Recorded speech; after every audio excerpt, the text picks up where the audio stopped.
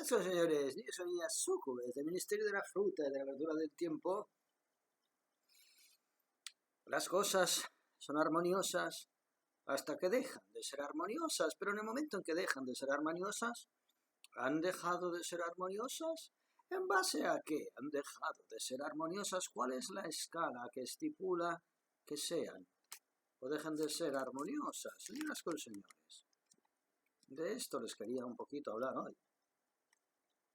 De nuestro mundo como representación, que decía Schopenhauer. Todo aquello que podemos percibir sensorialmente, volvamos tozudamente a esa prisión orgánica de los 5 sentidos, vista, oído, tacto, gusto y olfato, que tanto nos limitan, que tan estrechos se nos quedan, esa jaula que nos oprime, como a un canario que por las mañanas explota sus pequeños pulmoncitos para emitir un canto que a aquellos incautos que no conozcan su propia realidad puede sonarles a un canto a la belleza de la naturaleza y que sin embargo pudiera no ser más que un alarido desesperado en búsqueda de libertad de un pequeño organismo encerrado en un sustrato de acero y de plástico que no le permite extender sus alas. Bien, ¿acaso no es eso un poco lo mismo que nos sucede a nosotros dentro de esta cárcel de carne, víscera y hueso? ¿No es, señoras con señores, esa insoportabilidad de percibir el mundo desde un punto de vista exclusivamente representativo en base a 5 sentidos orgánicos, el que nos hace de alguna manera sentirnos perennemente insatisfechos, desorientados? ¿Acaso creen ustedes que es casualidad que ustedes se sientan perennemente insatisfechos y desorientados y que se pregunten e incluso se culpabilicen a sí mismos por sentirse insatisfechos con sus condiciones de vida? Verbigracia, aquellos de ustedes que teóricamente hayan alcanzado todo aquello que se suponía debían alcanzar en base a las diatribas sociales, las exigencias, los cánones a través de los cuales cualquier ciudadano de provecho tiene que rubricar. Yo tengo X años, yo he formado una familia, yo tengo un oficio, yo produzco, yo cotizo, etcétera, etcétera. ¿Acaso no es esa eterna insatisfacción traducida en sentimientos tan humanos cuales puedan ser la melancolía, la nostalgia, la culpa, la ira, esa necesidad de proyectar hacia afuera todo aquello que nos suscita esa cárcel, esa prisión de carne a la cual estamos relegados y nos conmina a proyectarla hacia sujetos exteriores? La culpa es de la sociedad, la culpa es de mi jefe, la culpa es de mi mujer, la culpa es de mi marido, la culpa es de mis hijos, que me han sustraído mi propia individualidad y presencia. Bien, señoras y señores, no es más que una pura alucinación. Nuestro mundo como representación no es más que una pura alucinación. Steiner lo llamaba el realismo ingenuo, en el sentido de que nosotros percibimos el mundo a través de nuestros órganos sensoriales. Una mesa es una mesa porque nosotros percibimos esas formas, esos colores, esas características físicas que transmiten esa información y generan un concepto. Pero ¿de qué manera esa mesa tiene una forma y un color si no a través de un sustrato puramente orgánico que de antemano habla un lenguaje de formas y de colores cuyo origen específico no dejamos de desconocer? Porque, señoras y señores, todo aquello que vemos no es directamente lo que vemos. En el momento en que nosotros llegamos a establecer una correlación entre lo que percibimos y lo que sentimos, el estímulo que hemos recibido ha pasado ya por infinitos filtros de carácter absolutamente individual. Es decir, la mesa que está viendo su marido, su amigo o su madre a 2 centímetros de usted no es la misma mesa que está viendo usted. Todas aquellas percepciones que nosotros materializamos de forma abstracta en nuestra conciencia han pasado por una tal cantidad de filtros que ya poco tienen que ver con la realidad. Es como el cadáver exquisito. Por lo tanto, señoras y señores, todo aquello que nosotros percibimos como una realidad de cara a una representación provocada, suscitada por un supuesto cuerpo externo, no es más que una pura ilusión. Todo es una pura ilusión que empieza a desvanecerse tibiamente, tenuamente, en el momento en que, siendo conscientes de que nosotros mismos, nuestros propios órganos sensoriales, son una ilusión, es decir, no podría existir el color rojo si yo no tuviera una serie de células oculares en un organismo extremadamente evolucionado a nivel biológico, que es el ojo, que tuviera la capacidad de discernir sombras y luces a través de células, en este caso conos y bastones, que ejercieran en mi conciencia orgánica esa representación del color rojo. ¿Qué rojo existiría sin este ojo que al mismo tiempo no deja de ser también una representación más de algo que no es empíricamente real? Es decir, si todo aquello que yo percibo exteriormente depende de mis órganos sensoriales, significa que sin la existencia de esos órganos sensoriales, todo aquello que percibo no tendría las características que yo le estoy atribuyendo. Es decir, o todo sería inexistente o como mínimo sería transparente, incoloro, insonoro, atáctil. Por lo tanto, ¿qué consistencia tiene la realidad, que es el sustrato en que nos basamos para vivir, identificándonos como individuos, con una percepción de individualidad, de personalidad concreta, etcétera, etcétera? Detrás de todo este sustrato, ¿qué nos queda? Absolutamente nada. ¿Acaso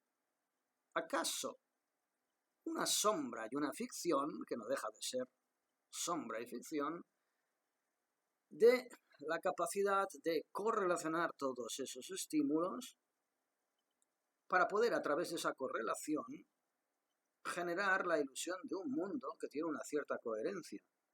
Un mundo basado en geometría euclidiana, basado en ondas vibratorias de sonido, de luz, que nos dan a entender que todo aquello que estamos viendo tiene una consistencia, una solidez a través también de nuestro sistema táctil.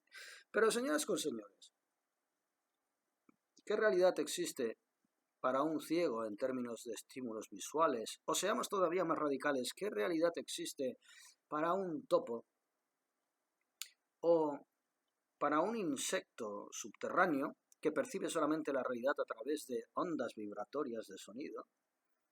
¿Qué realidad existe fuera de su propio sistema perceptivo?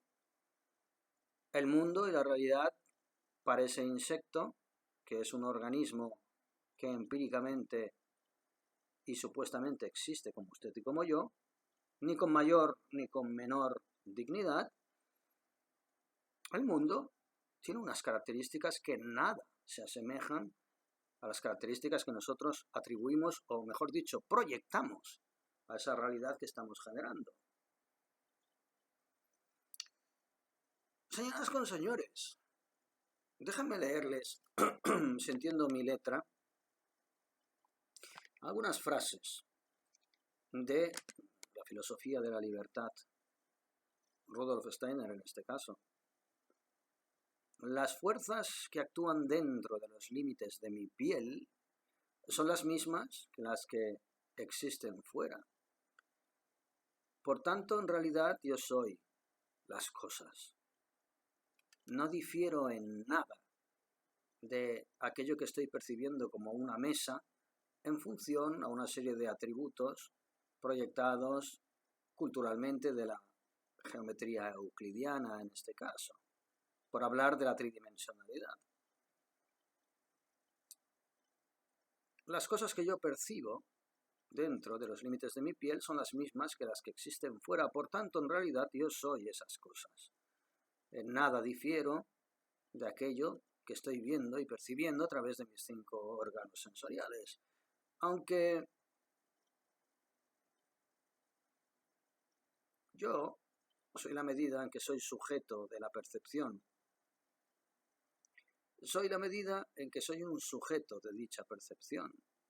Sino yo, en la medida en que soy una parte dentro del acontecer general del universo. La percepción del árbol, hablemos ahora de un árbol, no de una mesa, se halla situada con mi yo en el universo conjunto global. Ese acontecer universal del mundo provoca la percepción del árbol en la misma medida en que aquí provoca la percepción de mi yo. Si no fuera conocedor del mundo, sino creador del mundo, es decir, objeto y sujeto, percepción y sensación, surgiría todo en un mismo acto. Nuestra vida es una constante oscilación entre la convivencia con el acontecer universal del mundo y nuestra existencia individual. El sentimiento es el medio por el cual los conceptos empiezan a adquirir una concreta forma. Señoras con señores, esto lo hemos hablado muchas veces. Si tuviéramos la capacidad de volar a vista de pájaro sobre nuestros 5 órganos sensoriales, percibiríamos el mundo como una totalidad, más allá del espacio y el tiempo, y todo nos parecería como un puzzle con todas las piezas colocadas. Aquellos de ustedes, estoy convencido que más de uno de los que me están escuchando ha experimentado esto. Aquellos de ustedes que en un momento determinado han tenido una epifanía, lo llaman en el lenguaje místico cristiano, Santa Teresa de Jesús, San Juan de la Cruz, San Agustín, Santo Tomás de Aquino, San Francisco de Asís, etcétera, etcétera. Aquellos de ustedes que hayan vivido esa sensación, yo la llamo la mecánica divina, en que de pronto uno tiene una especie de flash epifánico, revelador, en que deja de percibirse como un individuo dualísticamente separado de todo aquello que le rodea y se concibe como una unidad. En ese momento, todo aquello que le rodea, y es indiferente que esté usted en un ambiente urbanita, rodeado de granito o de muebles supuestamente estáticos y mortecinos, nada está muerto. Hasta cualquier molécula de cualquier sustancia orgánica supuestamente estática, les garantizo yo que se mueve atómicamente tanto como usted y como yo, incluso en ambientes supuestamente mortecinos, como pueda ser una urbe. Es decir, que no es necesario, para que usted sienta esa epifanía, estar rodeado de la más maravillosa y extensa naturaleza. Si tiene usted la capacidad de bucear a las profundidades más absolutamente recónditas de ese misterio, absolutamente todo aquello que le rodea, cuando usted tiene esa epifanía, tiene esa experiencia reveladora, deja de pertenecer a su propio cuerpo, a sus 5 órganos sensoriales, desaparecen las barreras orgánicas, ilusorias, como dirían los Vedas y los hinduistas, la Maya, y se despierde usted en todo ese magnífico océano de la creación, de la misma manera en que si usted coge una taza llena de agua y la tira a las aguas del mar, Esa taza cae en las profundidades del olvido y todo su contenido se despierde, se mezcla y regresa a su elemento original, que es el mar. Bien, esa sempiterna analogía de nuestros ríos son las vidas que van a parar al mar. Sentimos un terror perenne por desaparecer en la inmensidad del océano cuando llegamos de nuestros meandros fluviales, cuando en realidad no es que vayamos a desaparecer, sino que lo que vamos a hacer es volver a formar parte de la esencia entera, primigenia, de la cual procedemos. Es decir, en términos relativos, la muerte era todo aquello que estábamos experimentando como ríos, como seres fluviales, que recorríamos una parcialidad de la realidad cósmica reducida a través de una serie de percepciones reducidas que generaban una ilusión identitaria a la cual nos hemos aferrado y tenemos tanto miedo de perder. Esa es la ilusión de la muerte, señoras y señores. En esa metáfora, el río que desemboca en el mar, viniendo a significar lo que hemos llamado malamente muerte, y digo malamente porque la muerte es un concepto que está relacionado con ideas truculentas, tristes, degenerativas, materiales, etcétera, etcétera. Pero como concepto es alucinatorio, como pueda serlo una mesa, si prescindimos de esa realidad de la mesa, de axiomas como la geometría euclidiana. Es decir, nosotros nos hemos dado un lenguaje para poder entender el mundo de forma reductiva, pero ese lenguaje es un juego. Es como cuando éramos pequeños que jugábamos a inventarnos palabras con nuestros amigos, etcétera, etcétera.